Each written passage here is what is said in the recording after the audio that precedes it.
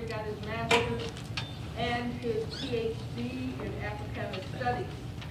And in 2011, he became an ordained minister. His research interests are Black liberation theology and the African American religious experience, Black manhood, and political social movements. Dr. McWilliams is currently an instructor in the history department, assistant professor. I'm sorry, I supposed to say. He's assistant professor of history here at Dutchess, and it is with great pleasure that I welcome Dr. McWilliams to you.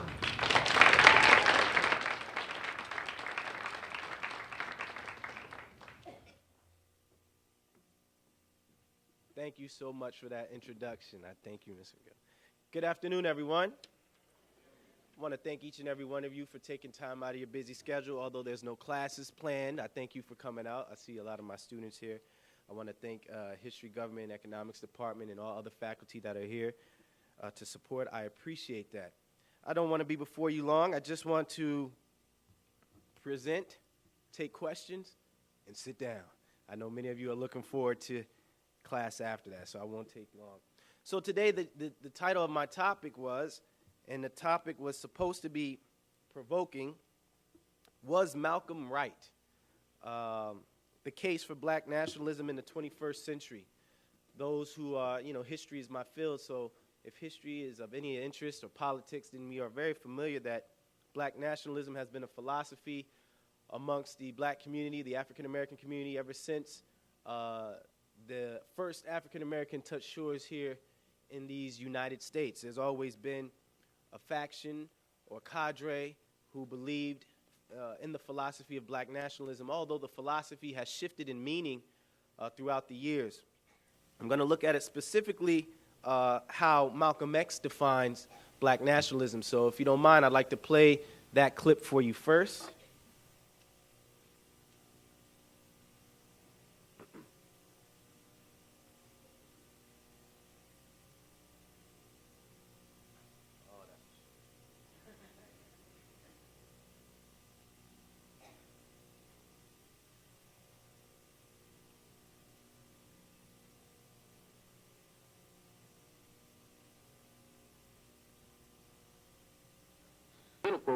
Black nationalism, which means that the black man should control the politics of his own community and control the politicians who are in his own community.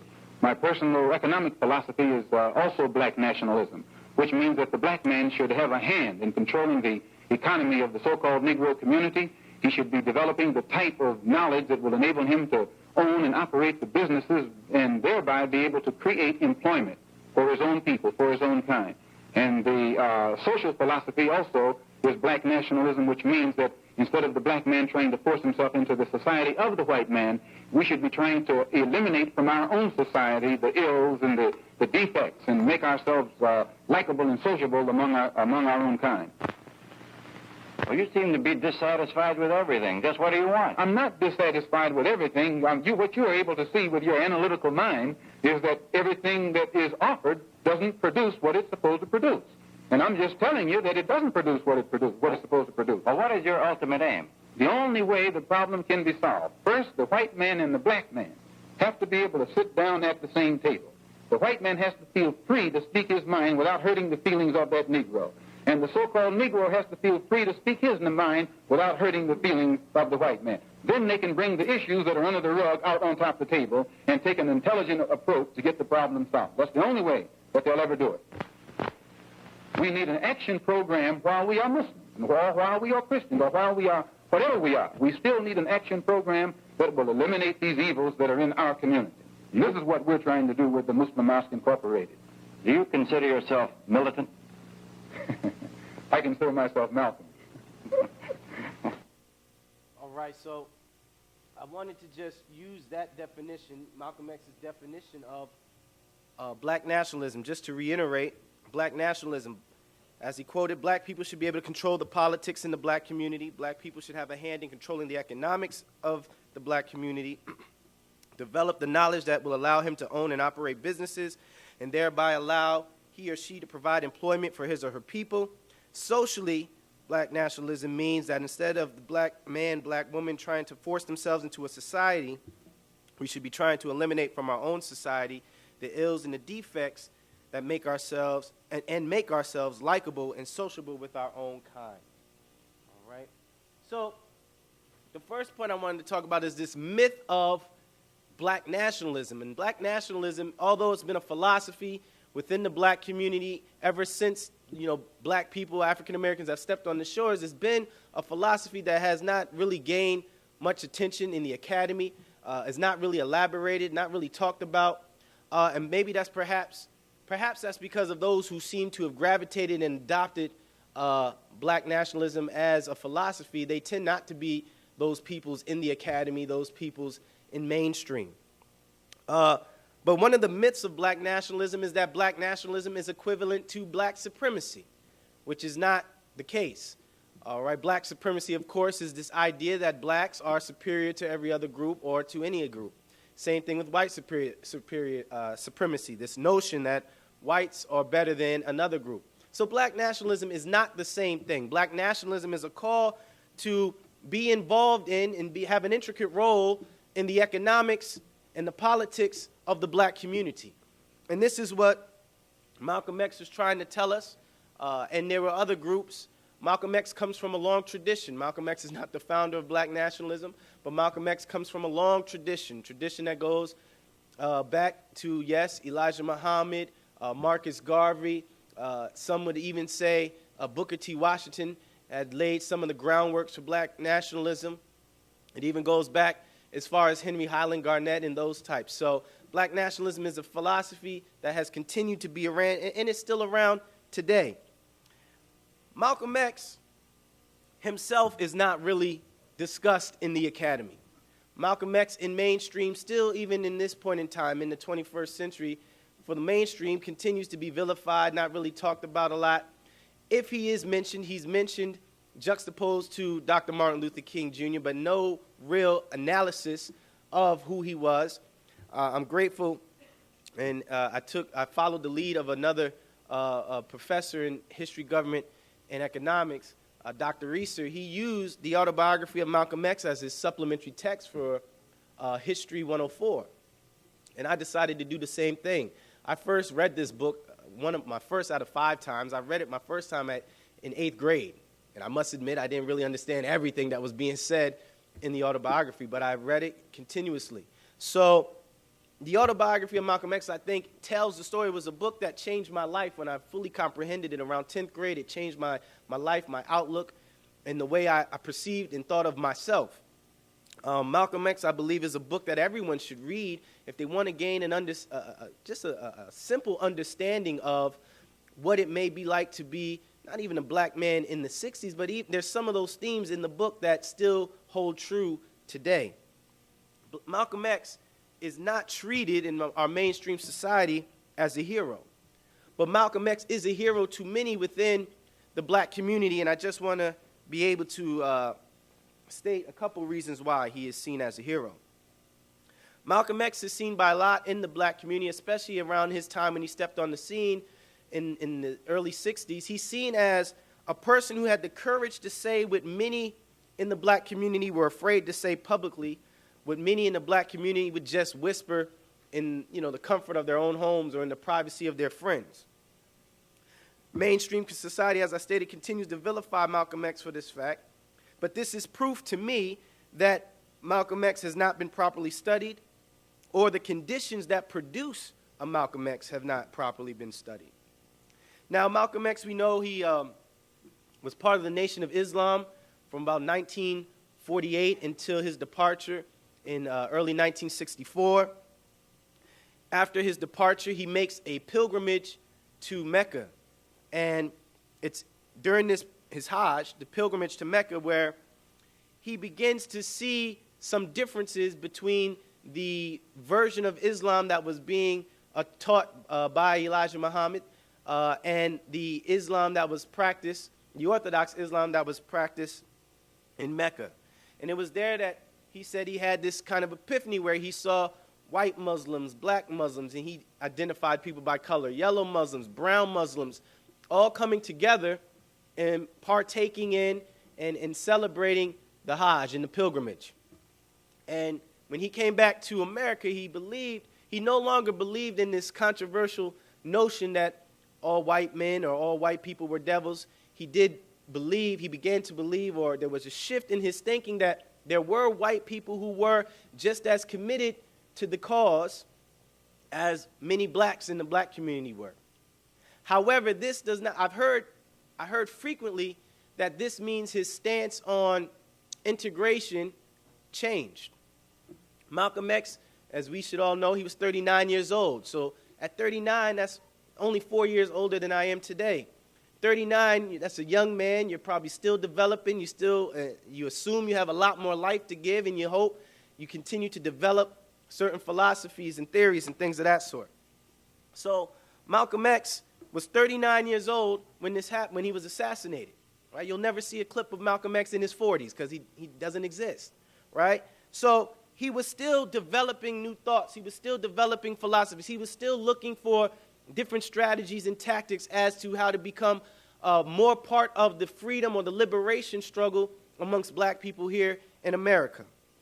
But his trip to Mecca, his pilgrimage, although his views specifically about the potential of individual whites changed, his thoughts regarding integration never did.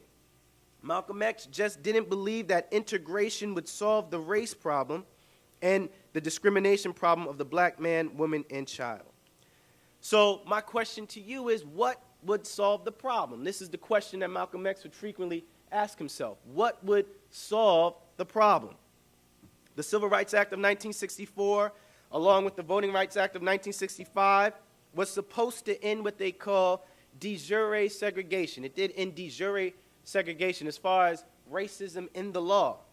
But these acts were not successful against destroying de facto segregation that was the dominant reality of the North. I'm sure we all know that in the South, they had a type of segregation that was promoted through the law. We called them Jim Crow laws. In the North, they did not have Jim Crow laws. But many would argue that the North was still just as segregated as the South. All right? So these acts, the Civil Rights Act of 64, the Voting Rights Act of 1965, did not help to eliminate segregation in the North, discrimination in the North, and what would eventually be the way segregation would evolve itself throughout America. So one of the first things I want to look at is segregation in education. It's frequently promoted that education is the panacea to everyone's problems. The basis, the root at what we need is education. If you have education, you can be whatever you want to be, however you want to be, and being that we are in an academic institution, I'm not going to debate with that too much, all right? But that is how education is frequently promoted, that it is the panacea, it is the cure-all for some of these social ills. There is a phenomenon that is happening in in education, all right? Anybody ever heard of the phenomenon called tracking? Tracking, where some students are selected and they're based on abilities, right? They're selected to be on a certain path or on a certain track. It designates students for separate educational paths based on their academic performance as teens or younger. From the article Modern Segregation in Public Schools, which was published on Atlantic.com, November 14, 2014, it tells us of a story of a man whose daughter was tracked in a school where she was not able to take an AP math course, and he wanted to investigate why his daughter was not eligible, and it ended up being because she did not have the necessary recommendations from the teachers to be placed in this AP math course. So the article looks at a district in New Jersey, not Mississippi, not Alabama, not not Georgia, but New Jersey, right? And it looked at this particular school district, racial distribution in the South Orange Maplewood School District in 8th grade. We can see that white students make up 44% of that school district. Black students make 47%. When you look at upper math level in that district, 73% of those in upper math are white students, while only 11.6% of those in math are African American. They look at the particular high school in that school district, Columbia High. The total enrollment, 38% of that school are white students. 51.5% are black students. But when you look at the AP courses taken, 69% of those who take AP courses in that high school, are almost 70% are white. 18.7% are African American. Governor Cuomo said in his State of the State address that in New York, you could go to a particular zip code, right, and your life could be determined, your educational value, your life could be determined based on the zip code where you live. That's a problem.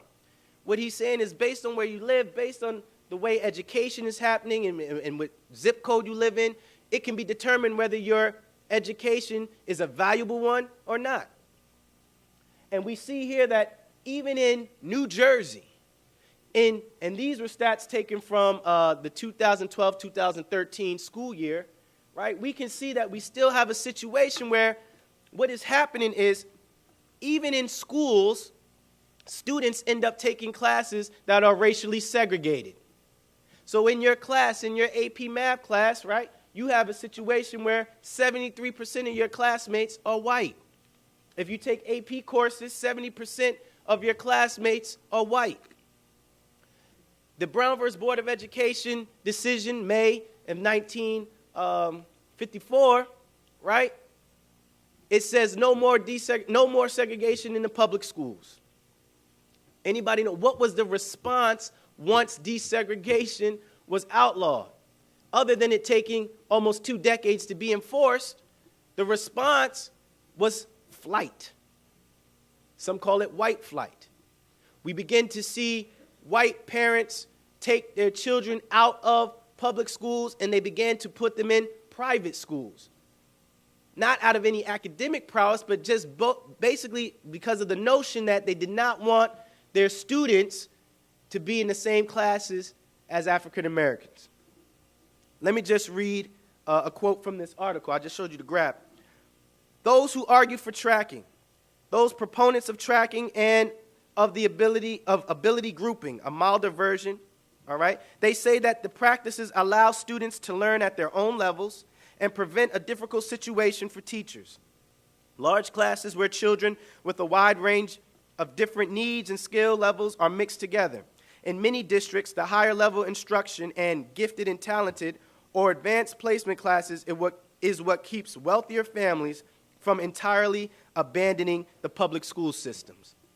So in other words, sometimes wealthier families, which tend to be whiter families, the only thing that keep them in racially diverse schools is the fact that their children are able to take advanced placement courses.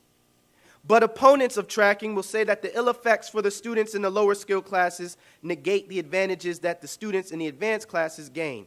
Many education researchers have argued that tracking perpetuates class inequality and is partially to blame for the stubborn achievement gap in the U.S. educational system between white and Asians on one side and black and Latinos on the other side.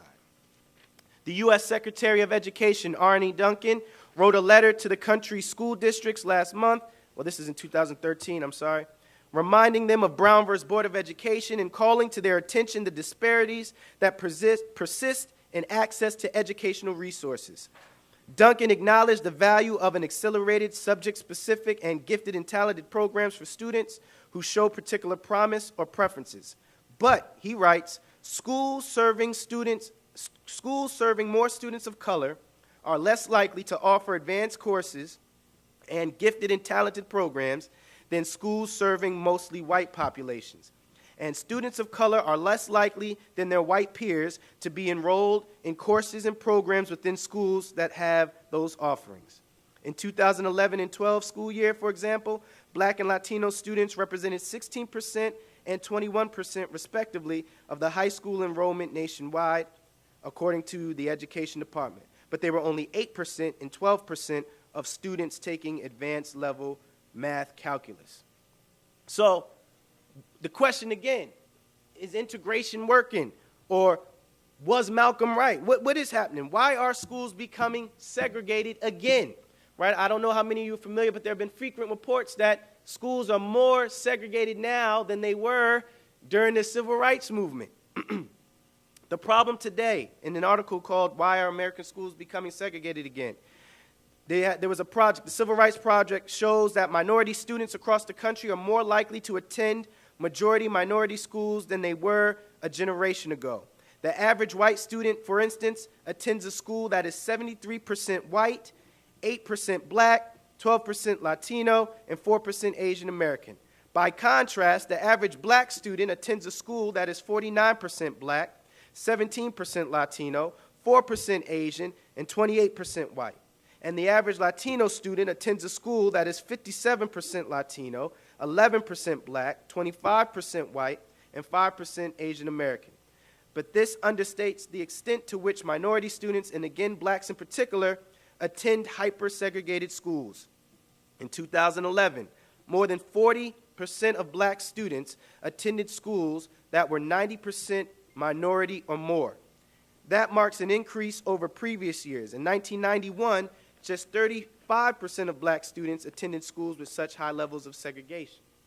So the thought is, right now in the period of integration, at a time where segregation is so taboo, to act like it still exists is so taboo, we have statistics that show us that we are living in a generation, our schools now are more segregated, if not just as segregated as they were when that was the legal status quo order of the day. All right?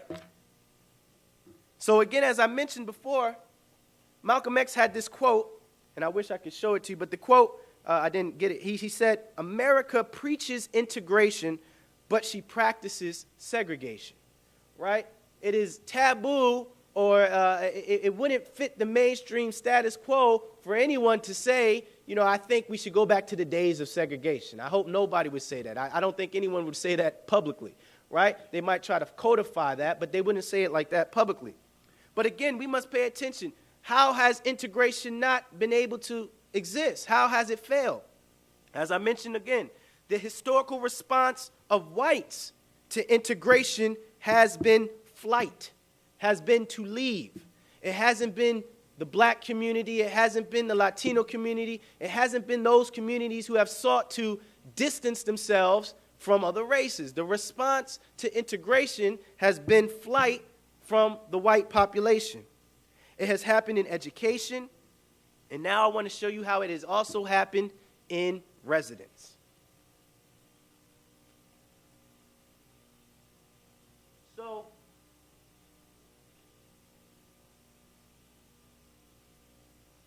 I'm just going to show you a list of a few of the top most segregated cities in the United States.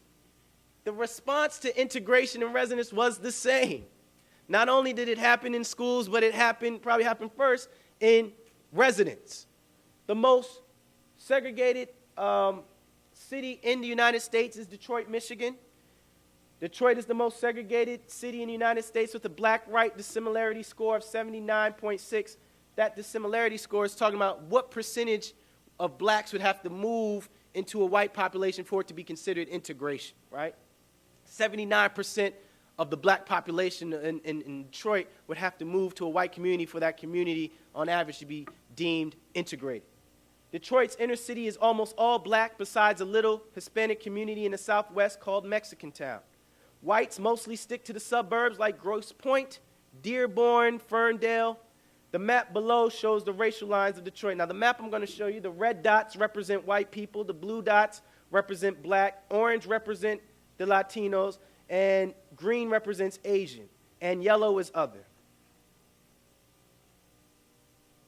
So this is Detroit, and you can see that there is a mass conglomeration of blue dots in a specific area, right? You can see the red dots are pretty much spread out, except where the blue dots seem to congregate, right?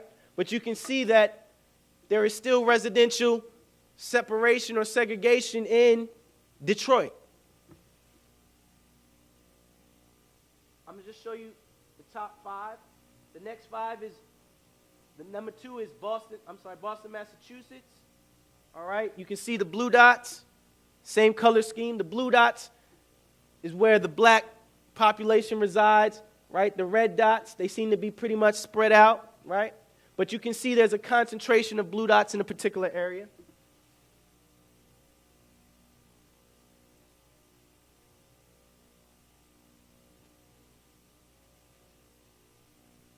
St. Louis.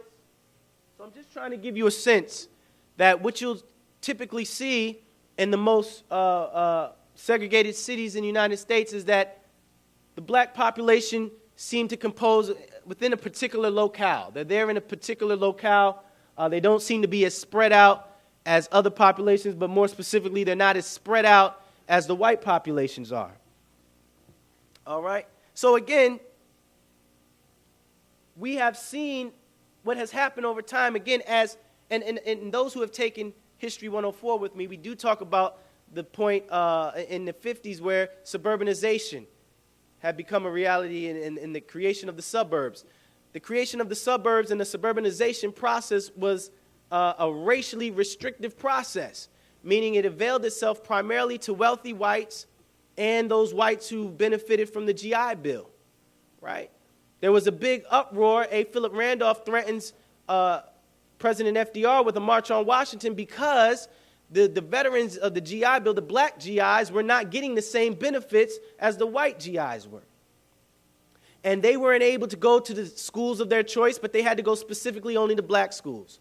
And they weren't able to live in the communities of their choice and get mortgages loaned to them through these banks in certain communities. They could only live in predominantly urban areas or in the inner city. All right, so what we see here is we see the systematic practice of segregation in the North. And what it did is it led to the suburbs being primarily a place where whites lived, while the inner cities frequently were inhabited by people of color. And even when the cities were growing and becoming more, when whites were living in the cities and the cities were becoming more and more diverse racially, the response of whites was to get out of the cities, right? And it's interesting now because what we're seeing now is there's a fight now for whites to come back into the cities. That's what's happening now, all right? So, again, the question is, was Malcolm right in the sense that was integration or would integration work? Of course, it being the mainstream line to say everybody should live together, work together, be one, that is the mainstream line. The question is that what is being practiced? When we look at even suburbs of today, right, how racially inclusive are these suburbs? Can you still tell based on racial makeup whether you're in a city or whether you're in a suburb, right? A lot of us can tell when we believe we're in a city, and a lot of us, could tell based on the racial makeup. But that reality is still in existence today. So again, the question that Malcolm X was at, the point that he's making, is there a case for nationalism in the 21st century? I'm going to get to that question, I promise. Let me just look at couple more stats. We all know, right, with the recent release of the new Jim Crow, Michelle Alexander does a beautiful job in which she lays out the racial disparities in the criminal justice system.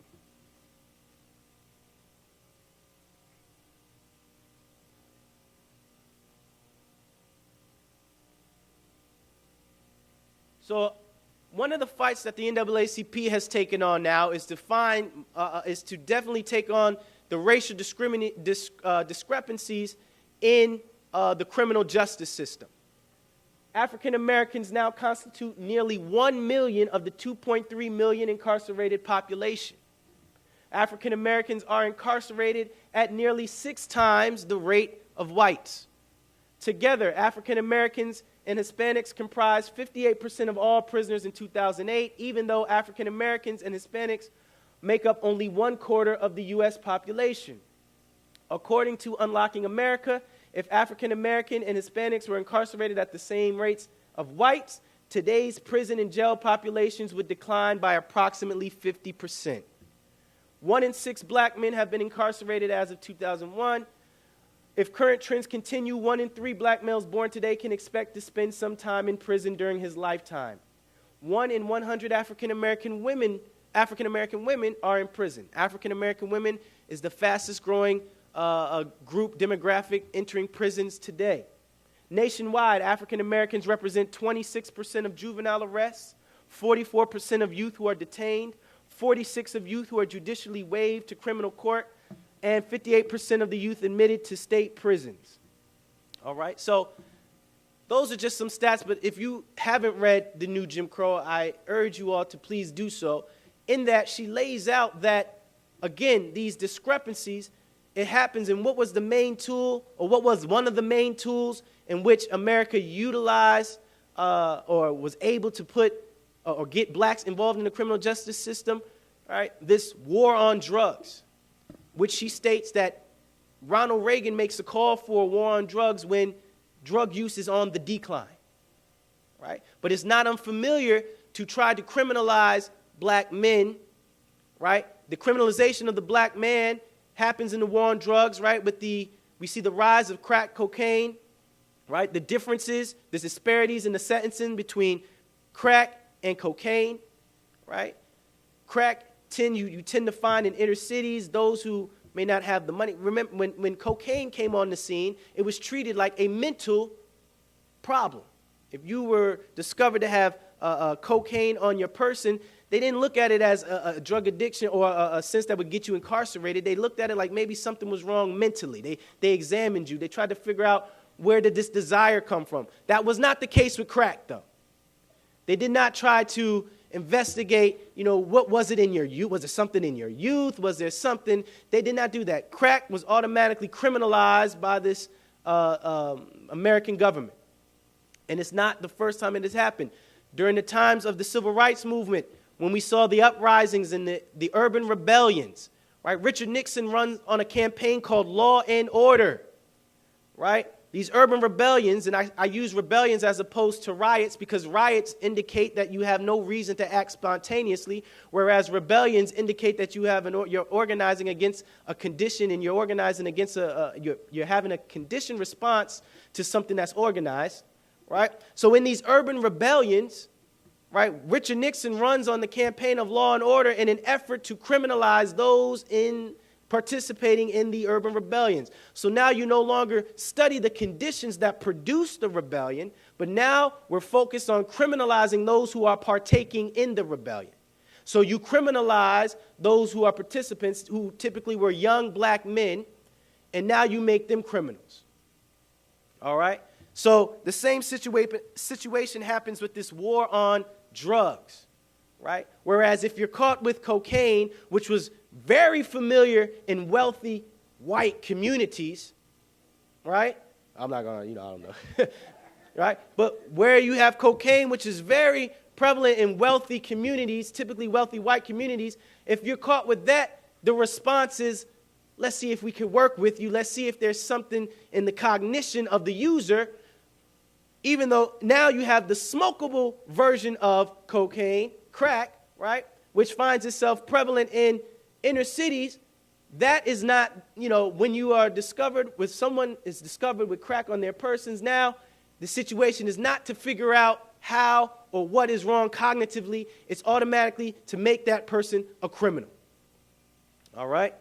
So we see these responses where Michelle Alexander in her books, The New Jim Crow, does a great job at saying how the criminal justice system has served, in all intents and purposes, served the same function as Jim Crow.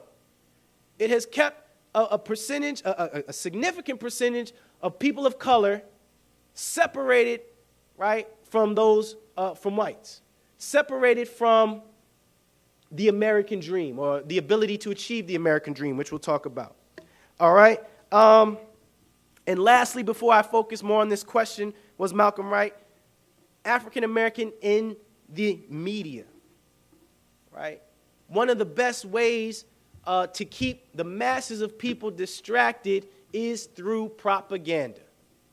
Propaganda is a beautiful tool to keep the masses of people distracted. It's been used, and we talk about it for those who took history 104 with me. You know about the CPI, the Committee of Public Information.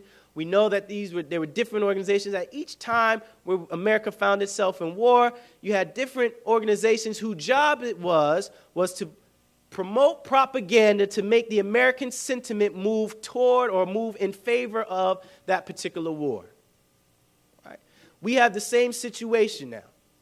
War on drugs, war on specific communities. But there's certain propaganda out there that makes people less inclined to be judgmental or to really critique the system's treatment of people of color. So I want to play a clip by Malcolm X where he specifically talks about how the media works to criminalize the black community. Everybody okay? All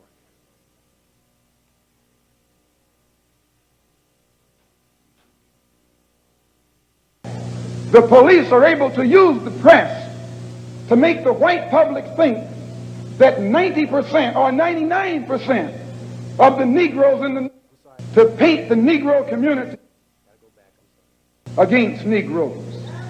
The police are able to use it to paint the Negro community as a criminal element.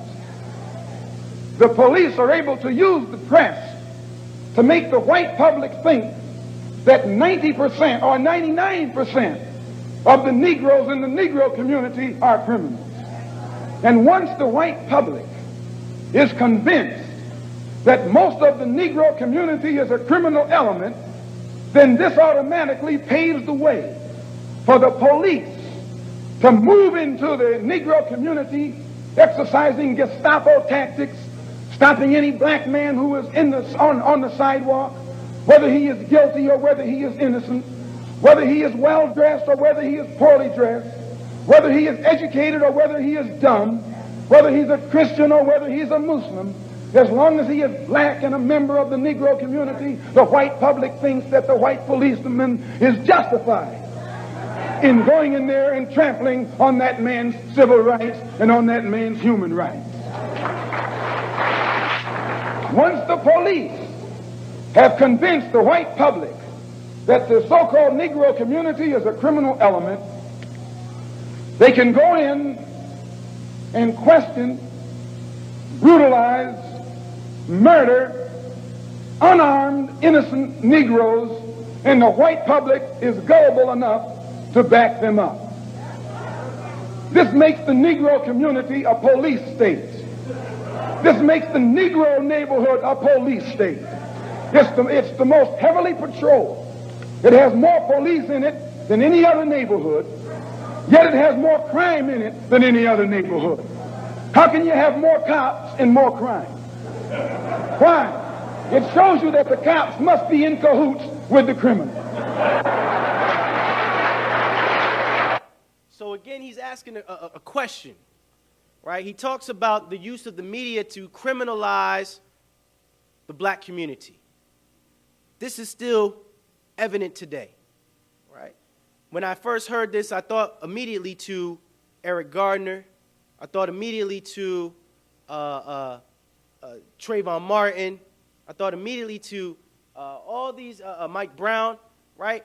Where I remember getting into frequent debates about, specifically when we talk about Mike Brown or Eric Gardner, the legitimacy of the actions of the police.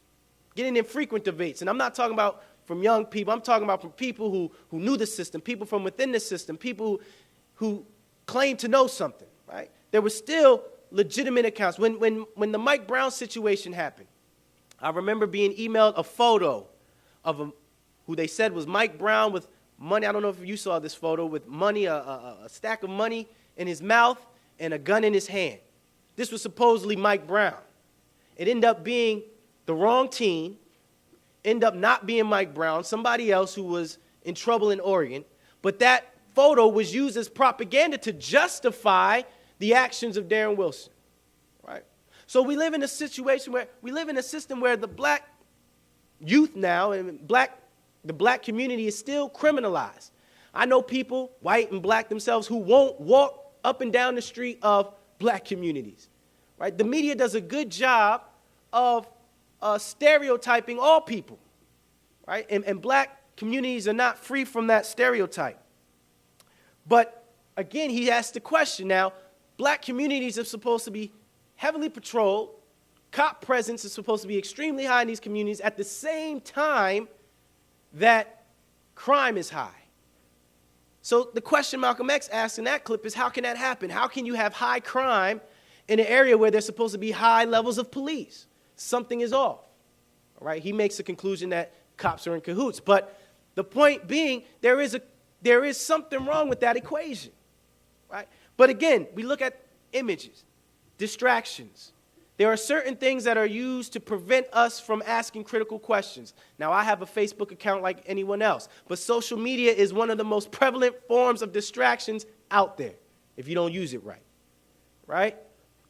Our media wants you to focus on other things that they don't want you, they don't train, they don't ask the people to think of things critically. They don't want you to think about racial construction of cities. They don't want you to think about social justice. They don't want you to think about labor rights. They don't want you to interrogate these things, workers' rights. They want you to be comfortable in your misery, right? They want you to be as comfortable as you can in your misery. So if you hate the fact that you work the way you work or you live the way, they just want to make it a little bit better for you. It's like the pharmaceutical companies. We may not want to give you a cure, but we want to show you how you can live longer with it, more comfortable with it, right? So Malcolm X, now let me get to the question that I wanted that is posed in the headlines. Was Malcolm X right? Malcolm X said that integration would not work. I'm sorry, I forgot this last clip. Here's where he's specifically addressing integration. When he came back from Mecca, there was a letter where he stated that, again, he was shocked to see white people, brown people, yellow people. And he wrote a letter saying when he comes back to America, he believed that he could work with all people in the effort to eradicate. Well, the one thing that I wanted to highlight, segregation. I think is very, very critical to look at, and that is the disparity in wealth ownership between so-called African Americans and white people. The disparity in wealth ownership. We have to understand something, and Neely Fuller does an excellent job of discussing this. Even you don't want to hear that. All right, let's go back. This is when he comes back, his first interview after coming back from Mecca. Malcolm, on your trip abroad, you said you sensed a feeling of great brotherhood, and that conceivably you would be working toward integration in this country now. At least this is what you're reported to have said. Have you any comment on it? I don't think that I ever mentioned anything about working toward integration. They haven't even got integration right here in New York City. You have worse integration problems in the North than they have in the South. So if it doesn't work, if you can't bring about integration in New York City as international, cosmopolitan, up-to-date as it's supposed to be, you will never get integration anywhere else in the country. Last comment. Last clip. After your experience with white people in Mecca and other places in Africa, are you now an integrationist? I'm for whatever will solve our people's problem, and I don't think I'll ever be referred to as an integrationist. I don't think integrationist is even the question or even the topic or the discussion. And it actually clouds the issue. The issue is, are we going to be human beings? Are you a human being or am I a human being? And if we're all human beings, we should be able to get along together. It has nothing to do with integration, separation, or anything else. So what we see here, and I can get rid of this now. What we see here, right, we see Malcolm X, his philosophy not necessarily changing, but he's working through his philosophy, right? He's gone from a place of believing that blacks and whites should not even be around one another because in his mind there were no whites that existed in America that would work towards racial integration. So in his mind, we shouldn't even deal with it. And then after his trip in Mecca and him being able to have, and you'll see in his autobiography, his relationships with even different whites in the movement, right? He begins to recognize that there are some individual whites who would work towards the problem and are committed towards working towards the problem. But he never endorsed integration because for him, integration would never exist. Because what America in his mind was promoting was not integration but assimilation, which is a difference. When one promotes or when one says that they want to integrate is, multi-directional. You appreciate the differences and you have attempts by all people to adhere, not necessarily to adhere to, but participate in, to evaluate, to look at all different cultures, all different types of thoughts, all different types of worldviews and world points. But that is not what America has implemented. America was more or less pushing for an assimilation. There is a particular culture that you must adhere to if you want to be defined as successful in America. There is a particular culture you must adhere to if you want to be famous or wealthy or whatever. So Malcolm X was skeptical of the notion of integration because he didn't know if America fully wanted integration as opposed to assimilation. So the argument I'm making is that since the civil rights movement or the post-civil rights era, specifically post, as we get into the 80s and the 90s, what we have seen promoted is not integration but assimilation. There is this notion that you must think a certain way, act a certain way, be a certain way, interpret a certain way in order to be deemed successful in America. And there are many things within those definitions that not just black people, but many people are rejecting, right? Many people are rejecting the mainstream norms of society and adopting to other situations and other perceived norms, right? So has integration worked? I tried to show you briefly just statistics where they prove that we still have separation, or I would say segregation, and there's a difference which I'll explain. We still have segregation in our cities. We still have segregation in our schools. Right? Has integration worked? And then again, while Malcolm X was part of the Nation of Islam, right, in his promotion of separation, he would always make the distinction between separation and segregation. He proposed, and he was a proponent of separation. He believed that there could be some good in blacks separating themselves and working on themselves. That's the first clip we heard, where he said, blacks must first learn how to control the politics of their community, control the economics of their community, control the social aspects of their community. And then we can work on integration. He had this quote that there must first be black unity before there is black and white unity, right? So he promoted separation. Segregation is something that is imposed. Segregation is when someone says you can't live here because of such and such. So it is imposed from outside a particular community rather than separation, which is voluntary within a community. Let's look at places like Chinatown. Chinatown, there's various Chinatowns throughout the nation, but Chinatown in New York City, very separated. They choose to be separated. They choose to adhere to their cultural norms. They choose, I used to tell my students, the first thing they do without telling you that your visit is temporary, because they tell you your visit is temporary, but they don't tell you it's temporary, right? First thing you notice when you go there is all their signage is in Chinese, right? Most of us can't read Chinese. Maybe some of us can, but most of us can't. But when I step off and I go into Chinatown and I see that, that's a nice subtle reminder to let me know that my stay is temporary, right? You're welcome here. You can patron here, right? But it's temporary, right? So when we look at places like Chinatown, and I know we've heard of places like Little Italy and places where we've seen nationalistic thought in the sense that national pride amongst, cultural pride amongst who you are, and you tend to unify, but not necessarily segregating where you say you can't come here, you can't live here, you can't interact with us here, right?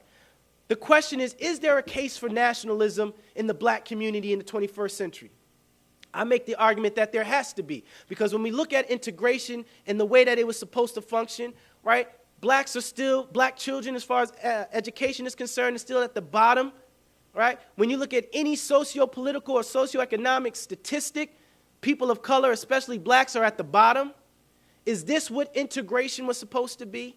Or maybe should we revisit what Malcolm X post Hajj, should we revisit what he said, that blacks need to, in their communities, because there are black communities, because they have been imposed upon us, right? We saw it with the residential area.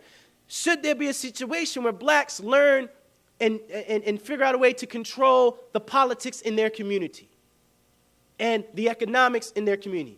The black community spends over $900 billion spent within the black community. Could you imagine the impact if those dollars were organized in such a way, right, that it would go to the improvement of some of the social ills within that community? The biggest consumer in the United States are African Americans. That means we buy the most stuff, right? But what do we have for it? What institutions do we have to show for it, right? What institutions do we have? What community building do we have to show for it? So in the 21st century, is there a case for nationalism? I think there is if we talk about it the way Malcolm presented it in 1964. If we talk about it in the sense that black communities definitely need to organize themselves politically, definitely need to organize themselves economically, because other groups have done it, right? Other groups have done it, and it has affected, the way politicians interact with those groups, right? But one of the things that has lacked in the black community is unity. We have not come together to figure out a way how we can organize our dollar and get on the same page and let it be to a benefit. So I say all this to say that maybe there needs to be a reevaluation of the value system.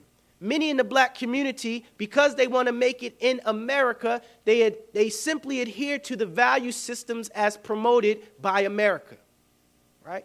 But it's not translating in the same way to the black community. Now, there are some who will argue that's because it's something pathological within the black community. I don't make that argument, right? The black community, our situation is unique, our circumstances are unique, and every group has have different circumstances unique to their situation, and you must interact politically, economically, and socially according to those particularities.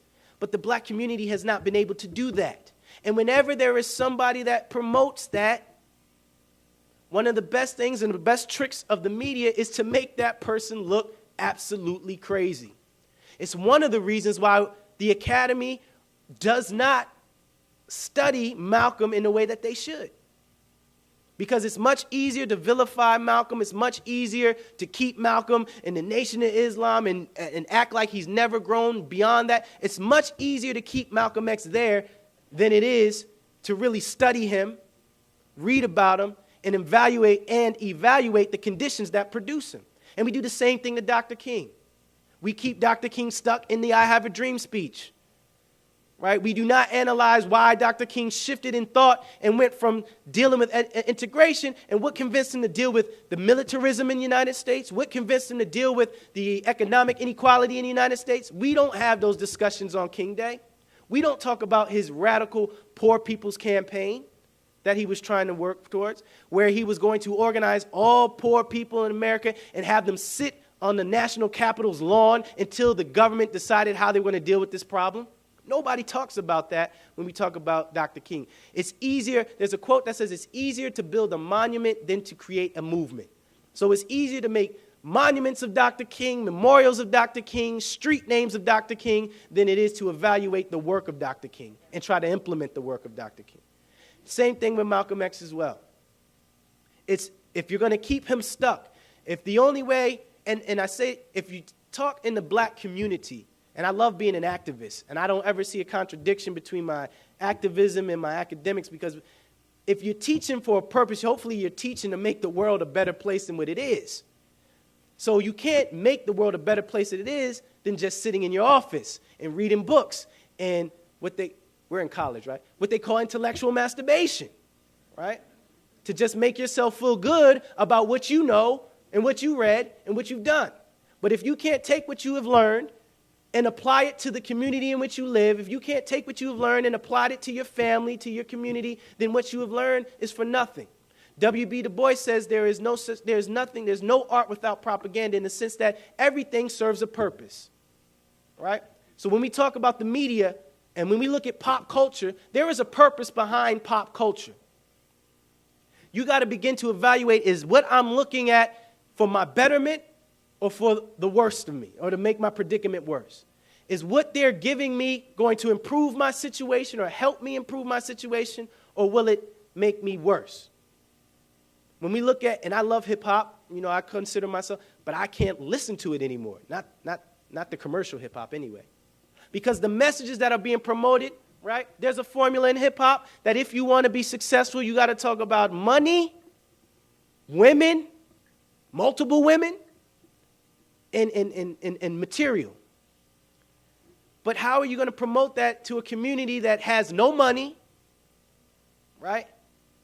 I don't know about, you know, there is that practice of, you know, men who believe manhood is measured by the amount of women you have, right? And they don't own. So those messages that are coming are contradictory to our situation. So we have to begin to define ourselves. So is there a case for nationalism into the 21st century? My argument is yes, because we have to begin to, in the black community, define ourselves. We have been trying to live according to someone else's definition. We can't measure success by those who define success differently, or those whose experiences have allowed them to define success one way. For example, many of my peers and growing up, one of my dreams was just to be rich and famous. That's it. I didn't care how it happened. If I was rich and famous, that's all I needed, right? But in the black community cannot afford to adhere to the individuality and the individualism that is promoted within the capitalist structure. Because we are not, as a community, organized enough to be able to successfully adopt those principles and make it benefit the whole community. Right? If we can't, and many in the black community will say, will promote what they call cooperative economics. You ever hear, support black business, buy black? You hear a lot of that around this time, especially, right around February, right, around Black History Month, right? But there's something about that. Pooling your economic resources to uplift your community. And not enough of that happens in the black community. And I make the argument that it's because we are trying to adhere to someone else's definitions of what it means to be successful. We have to begin to pool together, talk together, understand. I tell my students that I don't come into the classroom thinking that I know. I don't have a problem telling my students I don't know, because some of my students, all of them, but some of the students are very intelligent. They'll ask me if I've ever read this or if I heard of this, and I'll tell them no. It's no use in me fronting, right? No use in me acting like I know something just to be called out. But we have to begin to address each other in a way that we can learn from each other. I learn from my students every semester, right? And I hope they learn from me every semester. Some of them are here, so just nod your head yes, all right? So I hope that what we need to evaluate is, has integration been successful? And this is not saying that blacks and whites and people of color shouldn't interact at all, but should there be some kind of mechanism? Should there be some kind of something that allows the black community to unify itself and to pull and organize itself so that they're not just those who rent, so that one day they can be owners, not just renters? That someday they could be politicians and not just voters, right? Can we allow that mechanism? I think it exists in other communities, and it can benefit our community, right? When we talk about individuality, right, and all this capital, maybe we need to interrogate other value systems, other economic systems within our own community, right? Maybe we can practice a form of capitalism that does not involve exploitation, that does not involve, profit at all costs, right? These are things we need to look at. So I just want to read a couple lines from the autobiography of Malcolm X, and then I'm going to take time for questions. Is there time? Yes, 10 minutes, all right? On page 431 of the autobiography, well, first of all, on 436 he says, Malcolm X quotes, he's being interviewed, he says, "I'm man enough to tell you that I can't put my finger on exactly what my philosophy is now, but I'm flexible." So I say all that to say that when I had this title, it wasn't that I was going to come out and spew the answer, right? I don't know the answer. I believe the answer is that we have to begin to work and talk about it and seriously interrogate some of these things that are perceived and promoted as normal, some of these things that are perceived and promoted as successful. If it doesn't happen for the majority, then how can it be deemed or defined as such for the majority? So I say that to say Malcolm X was man enough to admit that he couldn't quite tell you what his philosophy is, or he didn't quite have the answer. But when he was asked about intermarriage at this time, integration and intermarriage, he says, I believe in recognizing every human being as a human being, neither white, black, brown, or red. And when you are dealing with humanity as a family, there's no question of integration or intermarriage. It's just one human being marrying another human being, or one human being living around with another human being. I may say, though, that I don't think it should ever be put upon a black man. I don't think it should ever be the burden to defend any position should ever be put upon the black man, because it is the white man collectively who has shown that he is hostile towards integration and hostile toward intermarriage and toward these other strides towards oneness. So as a black man, especially as a black American, any stand that I formerly took, I don't think I would have to defend it, because it is still a reaction to the society. It is a reaction that was produced by the society. And I think that it is the society that produced this that should be attacked, not the reaction that develops among the people who are the victims of that negative society. So I say all that when we deal with Mike Browns, and when we look at the Trayvon Martins, and when we look at those types of situations, the Eric Gardners, right? There was a move to vilify the victim. We have to begin to examine the conditions that allow certain things to exist. So if we have a society that is greed, we have to begin to look at the conditions that produce greed. If we have society that has a growing number of homelessness and poor people, we have to begin to look at the conditions that produce homelessness and examine that and critique it.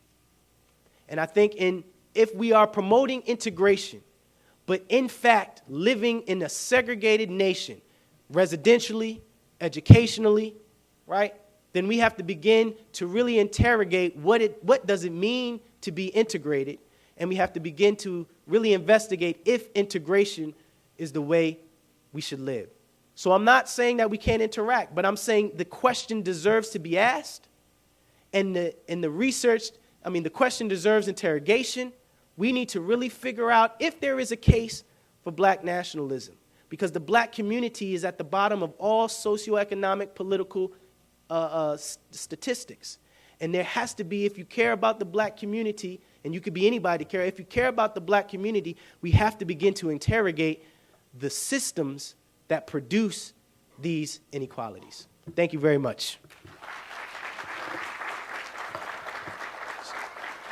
So we only have a few minutes, so I just wanted to take any questions. Again, this is a work in progress. This is my first time presenting this, but this is something in which I continue to work and build upon, and hopefully one day there can be some prescribed solution. Yes, sir?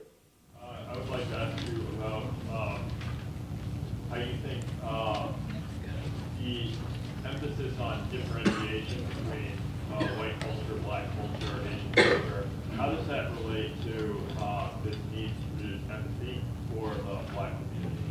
Because I think that historically there are quite a few social situations where what I perceive is that the nationalism or pride of culture creates a difficulty in empathizing with people from different cultures. And then, so I would like to ask you, how do you think that, what do you think is the right way for the black community to have its own cultural identity while also producing that kind of empathy?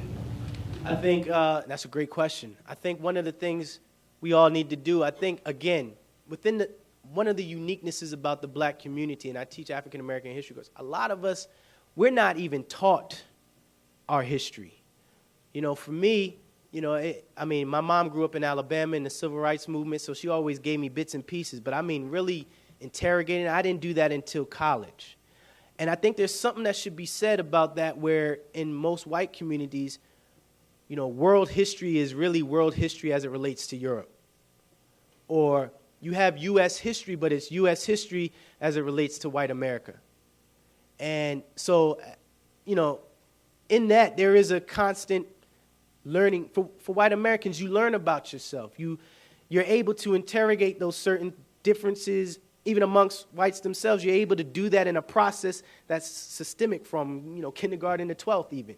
And I think a lot of times within the black community, that's missing. And a lot of us have learned white American history or world history as it relates to Europe, and we begin adopting the same value systems, and then, there's other things that play out that are contradictory, So how, I think that needs to be understood, that there's a lot within, there's something systematic. There's something that systematically doesn't allow the black community to know who they are. I don't know if it's because they don't want them to know or they're just unable to allow. But that has to be recognized. And I think if you can recognize that from some point of view, that might help as far as the empathy. So it's almost like, and I don't want to call this ignorant, but when you meet somebody who is ignorant, who just doesn't know, you kind of understand that that's something ignorant about them, and you got to work with them more. It can't be a situation, you can't expect them to know certain things. I think even as it relates to the white community, there shouldn't be this vast expectation that you know everything about black culture, but I think there should be some humility in learning about other cultures that perhaps sometimes is missing. I don't know if that fully answers your question, but there needs to be a humility in that. And I just think that a lot of times we tend to blame the victim without blaming the situation or looking at the conditions that produce a victim. You know what I mean? So I don't know if that answers your question, but I think, if there's some understanding that you have a lot in the black community who just don't know for certain reasons. And, that knowledge and that process of knowing is going to bring about some feelings that, various feelings, pain, joy, excitement, anger. And, collectively, as a nation, if we want each group to understand their history and as the world relates to them, right, we have to understand that in doing that, all these feelings, there'll be times and expressions of these different emotions at different times, right? So I don't know if that answers it, but that was my tip. Weldon. Yes, sir. I think one of the things Malcom has also talked about is the culture of oppressor and the oppressed. Yes. And I think rather than to talk about the culture of black and the culture of white, I think it is about oppression and being oppressed. Because in both ends, I think that's what is the problem. And I think that's what Malcom is referring to. When he's talking about integration, he's talking about eliminating the oppressor. Good point. There was definitely a point in time in Malcolm's, towards the end of his life, where he began to address less the racial issues and began to look at it as, the oppressed versus the oppressor. And, the thing is, sometimes that is definitely the case, and that's definitely true. But sometimes there's a situation, there's a term here. Anybody heard the term white privilege? And white privilege works phenomenally sometimes in the sense that certain whites who are oppressed are blind to the fact that they are oppressed, and they even take on some of the characteristics of the oppressor, right, under white privilege. Same thing with male privilege, right? There's some things about being a male that we're privileged about, and sometimes we use those things and we oppress women, whether we consciously do it or not. So, yes, I think that when we deal with it, when you look at the way oppression is structured here, it's definitely there's a small group of people who are able to manipulate the masses, right? But part of that strategy, too, as far as what I've learned, is to make some of those people some of those oppressed people one day believe that they can one day be one of these people in this small group. And a lot of times the marker that is used for that is that whiteness sometimes is that indicator that, hey, maybe one day I can be this, right? Maybe. Yes, sir. I'm sorry, the professor and then the student, yes, sir. My question is, from your discussion, you're making the case for a black national liberation movement, right? But that movement should take place because it raises important questions about direction the country needs to go. Let's think about the direction the country needs to go. Is there a way we can define what a national liberation movement is? Can you give us a concise definition of what a national liberation movement is? And I think it's important to be able to clearly define it for all our sake. Right. Well, I started off the lecture by using the definition that Malcolm X gave for black nationalism. So, for instance, I'm talking about self-determination in the black community, in the sense that if you have a black community, and there are black communities across the nation where you can empower that community, being politically involved, economically involved, and socially involved. and you do those things, you get socially involved by beginning to define values for yourself, for your particular community or your particular realities. So for me, the way I'm defining this liberation movement is if we want to be inclusive, right? If you want to be, what we need to do in America as far as the black community is concerned, we have to continue to organize ourselves and strengthen, not necessarily numbers, but strengthen ourselves where we are. In our black communities, there are no black businesses. In black communities, unemployment is double the national rate, right? We have to begin to do things that will be self-sufficient for black communities, and perhaps that will inspire. What we have seen in history, I always have to say that African Americans have been the moral lens of America. What we have seen in history is once African Americans do stuff, it becomes easier for that next group to do stuff. So I think all different oppressed groups can take that. About what the liberation movement is. It's also resistance. In other words, resistance to the dominant model of doing politics. Exactly. The dominant model of economics. Right. Or the dominant model of distribution of goods and services. Right. Right. We can't, as you noted in your talk, the black community can adopt the dominant models of capitalism and then expect real change. Right. In other words, if capitalism is creating class inequality and growing inequality, and if black community adopt those same practices, all they're going to do is create division and inequality within the same community, which only continues the problem. Exactly. So it's also rethinking the models that the country uses in the first place. Great. And that is exactly right. That you have part of these movements, these freedom movement, is resistance to the norm. And that's what I'm saying. Exactly what you said. That's what I'm saying. We have to. These things that have been defined as successful have not proven successful for the masses of Americans, but in this particular argument, in the black communities, they definitely have not been proved successful, so we have to begin to work other models. I think we have time for two more, and then I saw your hand up, the student, and then is there a woman here that has a question? Okay, great. I will make sure that I'll give you guys a chance. We're not going to press at all here today. Yes, sir. While nationalism is very important, do you change the institution first or the people first? Because the institutions govern the people, and the institutions are very powerful. So do you change the institutions first, or do you have to change them? I'm sure that answer varies, but I know one of the things, I'm a strong advocate of grassroots organizing. I believe it's the people that affect everything else. So once you get the people who even, I believe politicians, institutions, they react to the people. So if the people get on one accord in a type of thinking and a type of mode of operating, then it leaves the institution no choice but to either get on board or not exist anymore. So I believe, for me personally, and I know some people have the attitude of you got to get in the system to change the system. I tend to believe that if you can organize the minds of the people, that the institutions ultimately have no choice but to follow. But it all depends on how strong that unity is amongst the people. What do we have to do as a people to have that social pivot in consciousness? Like, just not this room of people, but like everybody.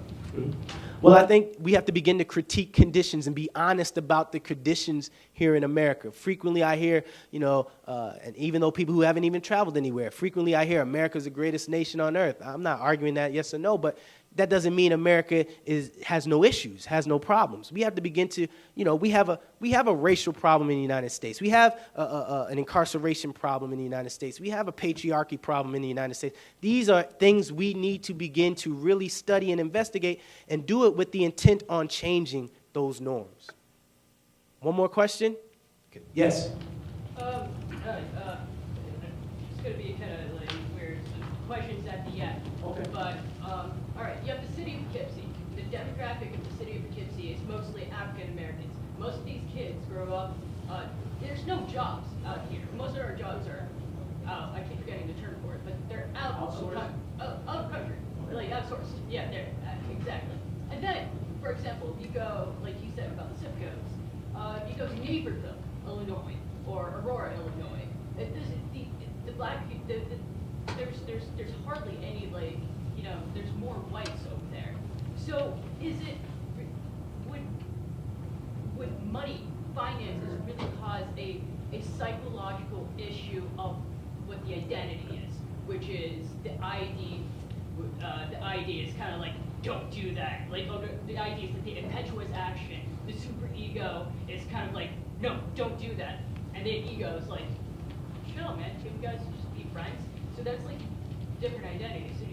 So do you think if we had more jobs, there we go, if we had more jobs and more, and the education system, at the age of 4 years old, let's say 5 years old, when you can grasp things easier, should we be teaching the children that things that are in college in order for the the minorities that are oppressed to become a great vast majority? I think what you're talking about is, again, organizing those who are oppressed, right? We have to keep in mind, what's the purpose of most institutions? Most institutions serve the purpose of maintaining the structure of those in power. So, it has to be about, again, changing a mindset. It has to be, that means we're going to have to redefine a lot. If we're talking about a liberation movement, right, that's redefining things that have already been defined for you. It's now working to kind of, we're going to have to redefine what education means. We're going to have to redefine some of these things. What does it mean? What does it mean to be successful? I think we have to redefine that, make it more community-based. I don't know if I'm going to answer your question specifically, but what I'm saying is we have to, as the professor alluded to in the back, we have to begin to interrogate things that have been promoted to us as normal, the norm. Because the things that have been promoted to us as the norm have only been able to be successful for the few, while the masses struggle.